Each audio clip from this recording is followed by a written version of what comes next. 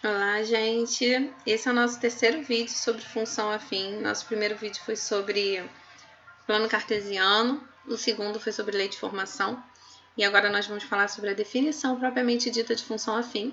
Essa definição que eu coloquei aqui para vocês é uma função que vocês encontram em diversos livros, tá bom?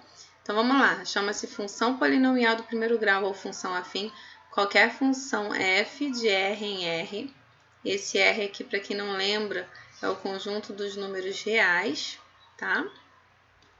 Dada por uma lei na forma f de x igual a x mais b. Isso aqui nós já vimos. Essa parte aqui, a x, é a nossa parte variável e o b é a nossa parte fixa, onde a e b são números reais, sendo que a é diferente de zero. Por que que a tem que ser diferente de zero? Se a for igual a zero, isso aqui fica sendo zero, ou seja, a parte variável é igual a zero. E aí, eu vou colocar aqui no número, a gente ficaria só com a parte constante, a parte fixa. Vamos supor que b seja igual a menos 3. E isso aqui, f de x igual a menos 3, não é uma função afim, é uma função constante, tá? Não varia. Então, para ser uma função afim, o a tem que ser diferente de zero. O b pode ser igual a zero, não tem problema. A gente tem, por exemplo, f de x igual a 2x. Isso é uma função afim, não tem problema nenhum. Não tem o termo fixo, né, a nossa constante, mas é uma função afim. Então, o que não pode ser zero é o a, tá? Aqui eu coloco a definição para vocês. Na verdade, a definição não. Aqui eu coloco o nome desses coeficientes. Mas no próximo vídeo a gente vai estudar mais a fundo essas definições, tá? O a, que é o que acompanha a nossa variável, é chamado de coeficiente angular. E o b, que é a nossa constante, é chamado de coeficiente linear. Então, não perca os próximos vídeos, onde eu vou explicar cada um desses coeficientes, tá bom? Vamos lá, coloquei aqui algumas funções afins. F de x igual a 5x menos 3. O nosso coeficiente angular é o 5 e a nossa constante, que é o coeficiente linear, é menos 3. Preste atenção, olha. O menos, ele faz parte do coeficiente, tá bom? Porque a nossa função é f de x igual a x mais b. Então, se tem um menos, esse menos faz parte da nossa constante, do nosso coeficiente b. Menos 2x com menos 7, a é menos 2, b é menos 7, f de x igual a 11x, o nosso coeficiente angular é 11 e o linear é 0. Então, olha, f de x ou y, por que y? Porque vocês também vão encontrar isso aqui, ó. Ou f de x ou y igual a x mais b, tá? É chamada de variável dependente, pois ela depende do x. E x é a variável independente, pois independente do y pode representar qualquer elemento do domínio. O que significa isso? Eu ainda não tinha falado essa palavra domínio, né? E também é algo que nós vamos ver mais profundamente em outros vídeos, domínio, contradomínio e imagem, mas para vocês entenderem. A definição da função leva em conta tanto o domínio quanto o contradomínio. Eles se relacionando e trazendo um conjunto imagem para a gente, tá? Então, vamos lá. Eu tenho o domínio aqui. No caso da nossa função afim, é o conjunto dos números reais. E a gente tem um contradomínio também no conjunto dos números reais e, consequentemente, a imagem também, tá? E a gente tem um número aqui no domínio que, dependendo da nossa função, nos leva a uma imagem, tá? Essa imagem vai depender do domínio. Vamos ver algum exemplo que a gente já tenha dado. Por exemplo, o número de peças que nós vamos produzir. Quanto que custa, quanto que eu vou gastar para produzir uma certa quantidade de peças. Então, o custo vai depender da quantidade de peças. Se o número de peças aumenta, eu vou ter um custo maior, se diminui, vou ter um custo menor, tá? Então, há uma dependência.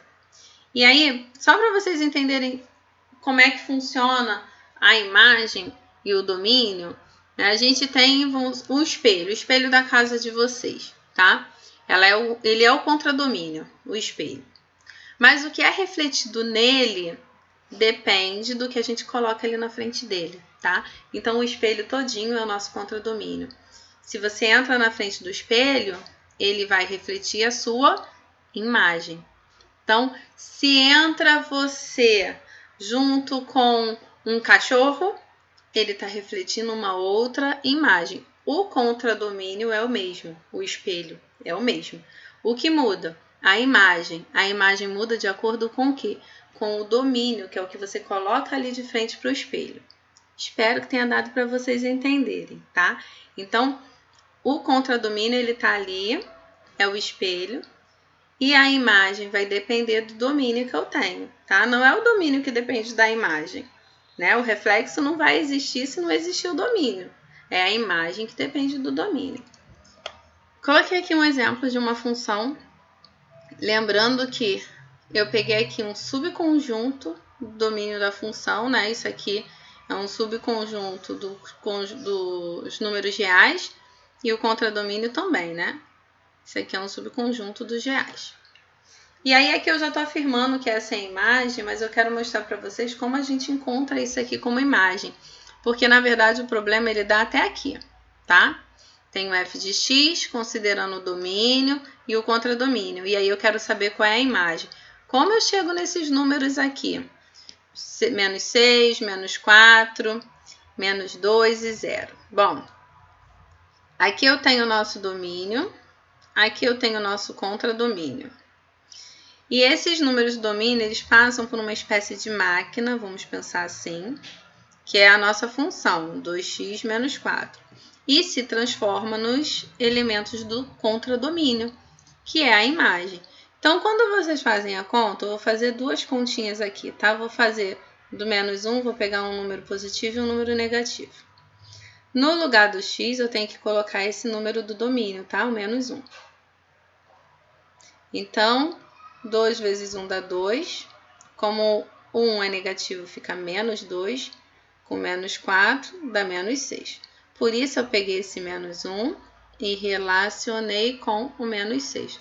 Quando esse menos 1 passa por essa máquina aqui da função, se transforma no menos 6 aqui no meu contradomínio. Vou pegar agora o 1. Façam como exercício o f de 0 também, tá? Vou pegar o f de 1 e depois vocês fazem o f de 2. Então, aqui no f de 1 eu tenho 2 vezes 1, menos 4. 2 vezes 1 dá 2, com menos 4, menos 2. Por isso que esse 1, quando passa pela função, se transforma em menos 2. E aí, preste atenção. A gente tem 4 números do domínio se relacionando com 4 números do contradomínio. E esses dois aqui não se relacionam com ninguém do domínio. Então, imagem do domínio são só esses números aqui, que foram a resposta do domínio, tá? Então, contradomínio são todos esses elementos, inclusive o 2 e o 4. Mas a imagem que foi refletida foram só essas aqui, tá? Essa é a diferença do contradomínio para a imagem. Mas nós teremos um vídeo especificamente sobre domínio, contradomínio e imagem de uma função qualquer.